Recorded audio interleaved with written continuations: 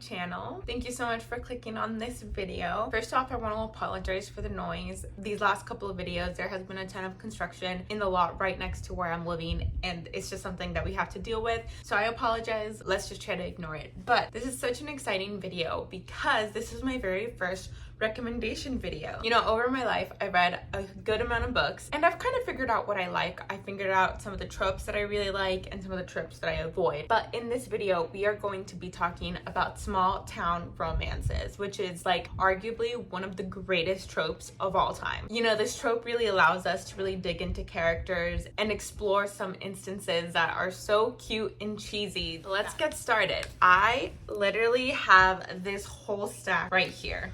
Okay, so all of these books are books that I would recommend, that I've read personally and that I've enjoyed. There are obviously other books that fall into the category of small town romance, but I have either not read them or I have just not enjoyed them, so we're not going to talk about those. These are books that I'm recommending to you all. The very first book is Part of Your World by Abby Jimenez. If I'm not mistaken, I think this is Abby Jimenez's fourth book, so by this point she has really developed her writing and kind of found her voice as a writer, so it's a really good book to read this specific trope. In this book we have Alexis. She is a doctor and she is from a family that is really well known in the medical industry, and she obviously lives in the city and she's used to a type of lifestyle that is of the upper class, and she ends up meeting this man called Daniel. He lives in a small town. We even have a cute little sidekick character of a goat in it. So yeah, obviously we go through their journey and it is so cute. In my opinion, Abby Jimenez is such a good writer and she creates characters that are really in-depth, and I highly recommend. The next series I'm going to recommend, I feel like, is one that a lot of people have heard about, and it is impossible to not have heard about this series at this point, and I'm just going to add to all the noise because I absolutely love this series, and it is the Chestnut Springs series by Elsie Silver. With me, I only have these two, Flawless and Reckless, so we have 5 books in total, and in this series we follow this family in a way, and some individuals that have kind of been part of this family, but even though they're not blood related, they're still part of this family, and we follow their world and their romance stories. So this family owns some land and a farm and kind of like that whole cowboy aesthetic in a small town, and this is literally the perfect book series for small towns because you can explore all the different tropes within this series but still get the small town aspect from it. And it's literally cowboy. Like, is there anything better than a cowboy romance? Literally, I don't think so. Everyone has talked about these books, so I don't think you haven't heard of them, but I highly recommend. You want to know my favorite? It is between Heartless and Reckless. They are amazing and I love them so much. This is literally a 5-star series. I have given Reckless and Heartless 5 stars, and then Flawless is 4 stars. And I really want to emphasize the point that there's a bunch of different tropes among the different books, and you are going to find a book that you absolutely love. Since we are talking about cowboy aesthetic, I want to bring up Done and Dusted by Lila Sage. I feel like it's really difficult to have a cowboy story and have it not be a small town romance because where do cowboys live? They don't live in the city, that's for sure. But anyways, Done and Dusted, another good cowboy romance book. I gave this a 4 stars. I completely love Elsie Silver's books and I wouldn't put them on the same level, but it is still a really good small town cowboy romance that I highly recommend. Our main character is the daughter of the main family that owns the farm, and our male main character is her brother's best friend. So not only is this small town romance, but this also has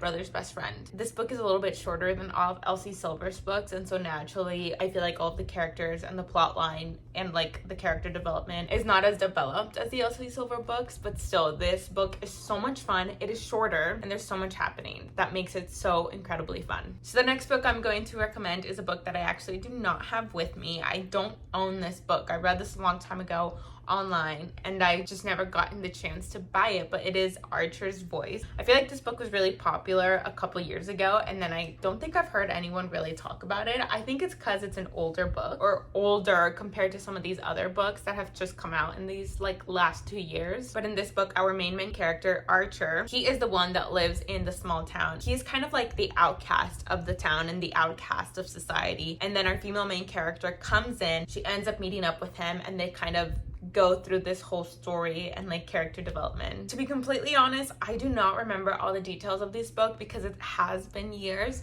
but I remember I really enjoyed it and it was really interesting, and it's very, I don't want to like say anything that would spoil anything, but it's very different than your regular small town romances. We see a lot of the character development that is really, really deep, and it is not superficial like some of the other problems some of our main characters have in some other books. So the next book I have is Things We Never Got Over by Lucy Score. I feel like this book is hit or miss for a lot of people. I can understand some of the criticisms people have with this book. I trust me, I hear you, I agree with some of them. But when I read this book, I enjoyed this book so much more than I thought I was going to. Yes, is it a little cringy? Yes, it is. But for me, it wasn't enough that I couldn't pay attention to the plot and the romance happening in the book. I even ended up annotating this book. I was enjoying it so much. I feel like Lucy Score has a lot of like really good, like almost gold nuggets of life advice and all of these things that she kind of spreads about in her book. And the reason I really enjoyed it is because after I stopped reading it, for some reason, I could not stop thinking about this. I could not stop thinking about our characters in this book. So I highly, highly recommend this book. But essentially the premise of this book is that we have Naomi. She has a twin, and it's essentially, she's like the evil twin. She ends up going to the town where Naomi's sister lives, and she finds out that her twin has gone away and she has left her 11-year-old in the custody of Naomi. And then our other main character, his name is Knox. First interaction with Naomi is very tense because he thinks it is actually her sister, but obviously it's not. Once they figure it out, a lot of people from the town end up helping her because they really care about the 11-year-old. So this book does have a couple of other tropes. It does have fake dating, and it does have like found family aspect to it. This book is spicy, so if that is something that you're not interested in, I do not think you would enjoy this book because there is a lot of spice in it, and it is long. Like, it is a very, very long romance book. It is over 500 pages, and even though I personally don't love the length, I really enjoyed it, and I do think it is worth reading. There's a lot that happens in this book outside of the romance that really kept me hooked and kept me wanting to read it. And I actually ended up finishing it pretty quickly considering it's 500 pages. The next book on this list is Beach Read by Emily Henry. A lot of people talk about Emily Henry. I feel like I don't even need to really explain why. I will be completely honest, Emily Henry is not my favorite author. I definitely prefer a good amount of authors before I'm going to pick up an Emily Henry book. And I do believe she has a couple of other books that are considered a small town romance, but like I said at the beginning, I will only be recommending books that I have read. So if they're not on this list, it's because I haven't read them, but I have read Beach Read by Emily Henry. I feel like there's this consensus that Beach Read is Emily Henry's best book. Although I haven't read all her books, I have read a handful, and I do like this one the best. I will admit that. So our premise of this book is we have Gus and then we have January. They are both authors, and they happen to find themselves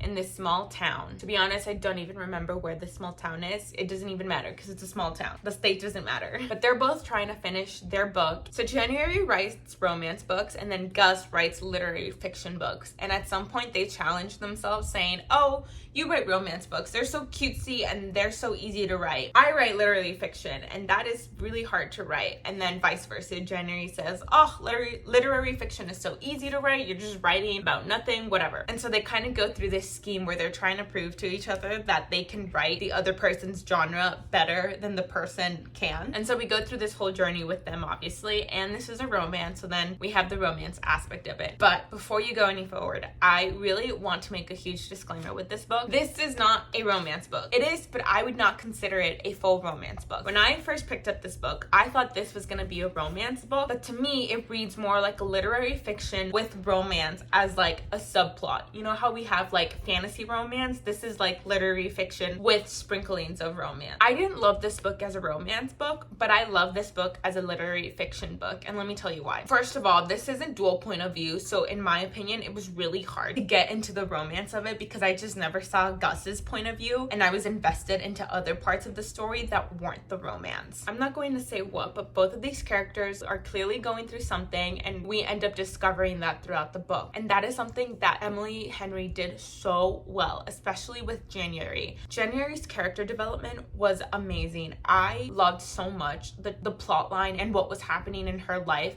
and kind of her growing and figure out what she was going to do with the circumstances that were going on in her life at the moment. So yes, it is technically small town romance. It does give those feels, but I do want to preface by saying it's not the most romancy of romance books. I would argue it's more literary fiction. Regardless, it is still a really good read, and I highly recommend it because the character development, especially in January, that you see is really, really good. All right, so last but not least is Nora Goes Off Script by Annabelle Monaghan.